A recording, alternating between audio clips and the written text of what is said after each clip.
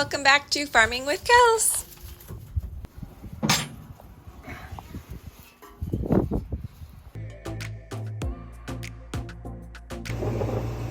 It's moving. Zeroing out. Okay. Doing a calibration here. Zeroing out the concaves. Yeah, it's getting tighter. Kind of crazy.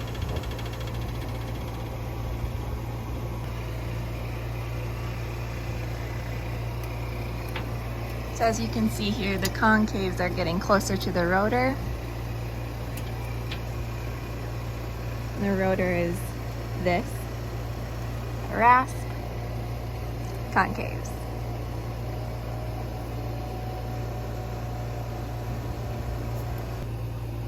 Oh, the rasp bar. Dang near touching. Yeah, now they're touching. You must be at 0. Yep, it's going away.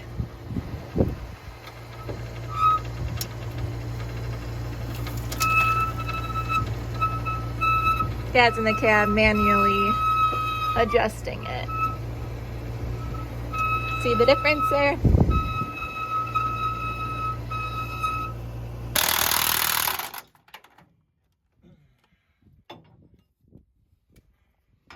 All right, everybody, before we actually get in the field, I just want to give you a quick little rundown on the internals of the combine.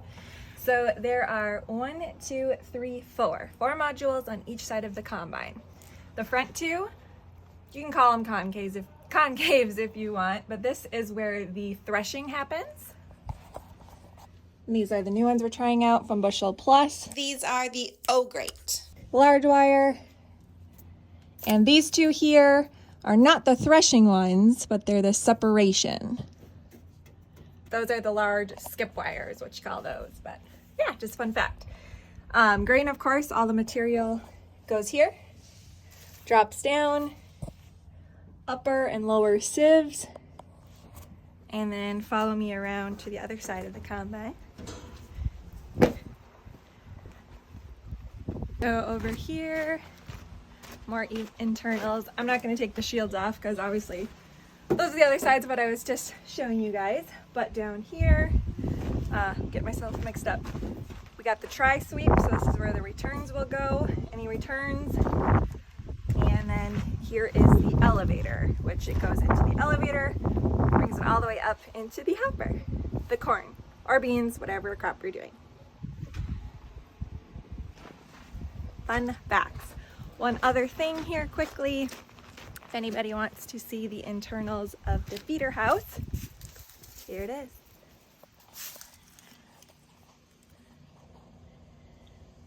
So this is where the material, the crop is coming through. Obviously it doesn't have a head on it. So yeah, just a bit of the internals of the combine. Obviously there's way more, but we're not going to get into detail.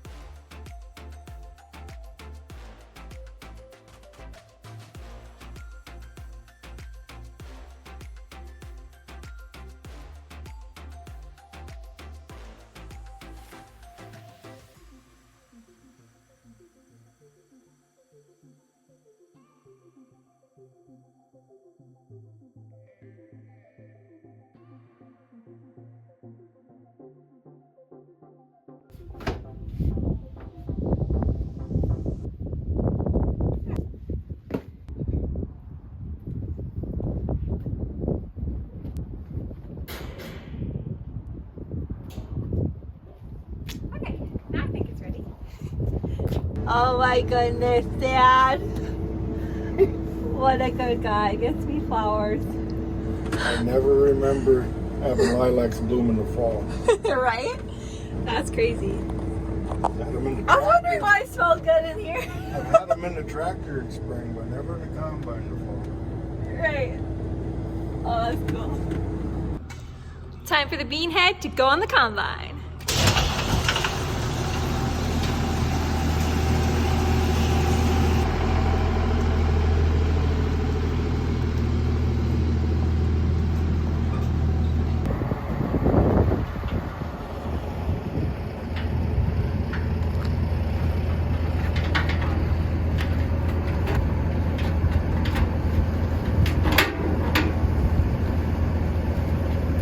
That's why I gotta be in the truck here, wiggle with the truck here, forward and back, so he can line up, get the head on. It's a process.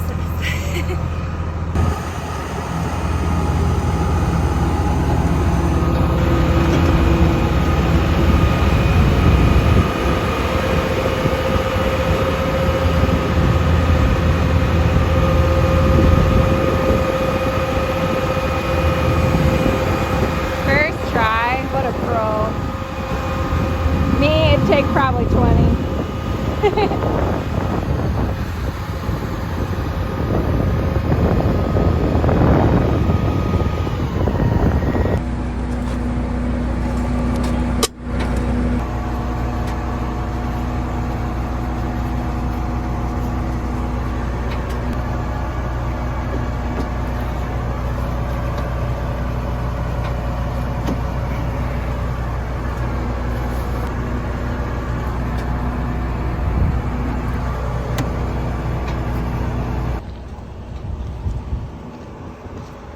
The excitement is real. Do-do-do-do.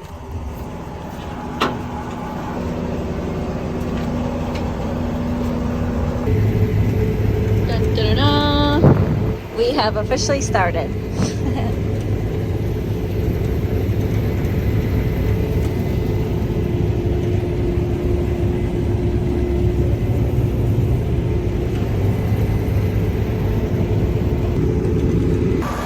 Showing you an up-close glance at the sieves here. We can adjust in the back of the combine or inside the cab.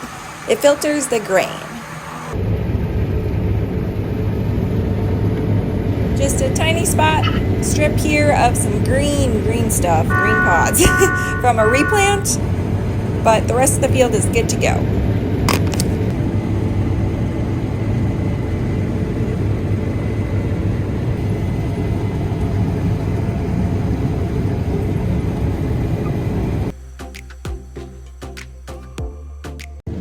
My turn! I'm taking over.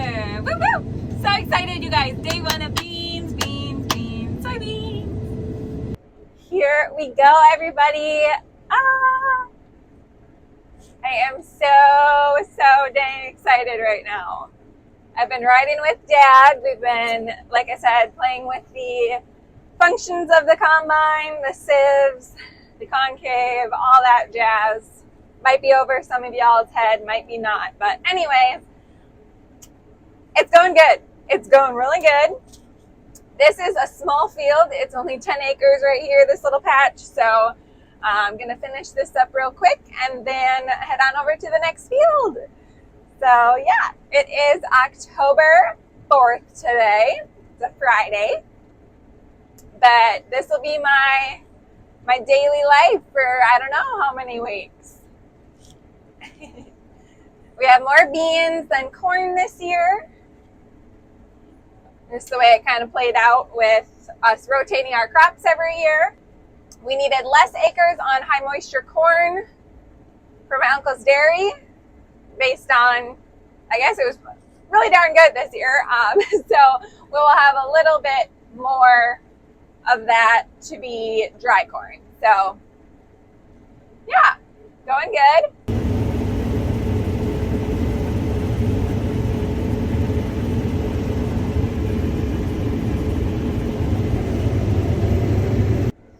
Fresh lilacs. Who knew? Lilacs would be blooming in fall in central Minnesota. That's not typical. Nor is him bringing me flowers in the cab typical. But dang, what a good way to kick off the start of Bean Harvest 2024. I hope everybody's harvest is going real good too. It's super dusty today. As you can see, maybe you can't actually at this angle, but tomorrow will be a dusty storm as well. They're talking 25-mile-an-hour winds both Saturday and Sunday here in central Minnesota. So a little nervous about that. Big fire danger, but you got to roll with it. Got to know what to do. And hope for the best. Pray for the best. Because we got to get the beans out. They're getting dry on us. I know a lot of people in the area have been talking about that. As low as 6% beans. But ours right now are about 10. Our average, I think it was 11.1, but definitely on the drier side. And for some of you who are like, who cares? It's drier. Well, that means literally money loss. If there's no weight there to the bean, there's no moisture, test weight, it's just money loss when it comes down to it. So yeah, and sometimes you can get more shelling, cracking, all sorts of header loss. All plays a factor, but we'll get it done. It'll be okay. Thankful there's even beans out here to combine.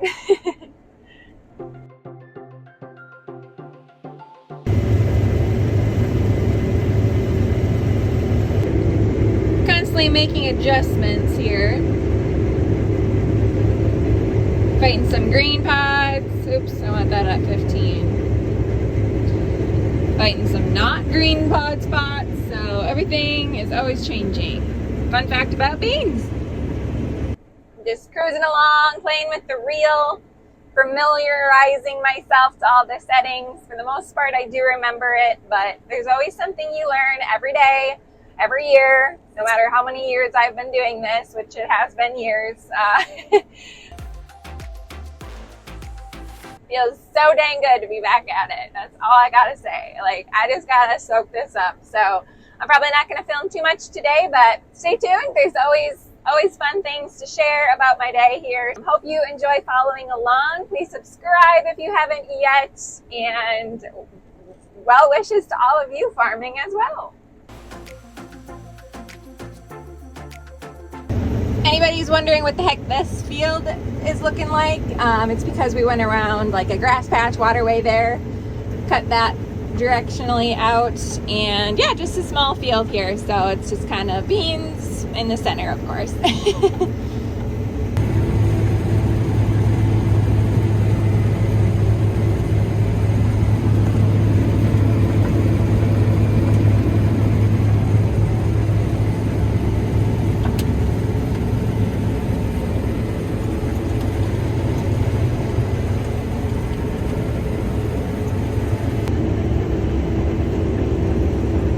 I just feel like it makes it look way bigger when it's up and I'm turning. I don't know, I just feel like it's way more massive. Is that a thing or just my imagination?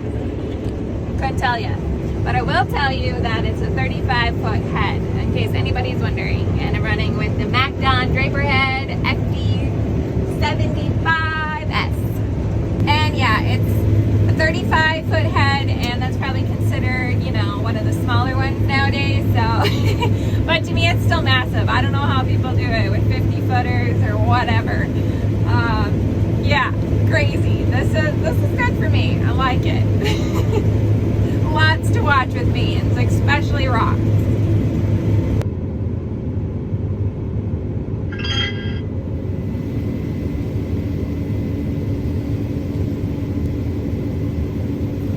There we go, everybody. First unload for beans.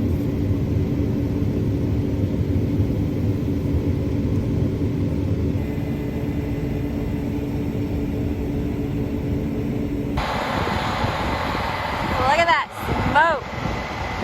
I mean dust. Wow, that's sketchy sometimes, I tell you what. Especially being in the cab and looking back.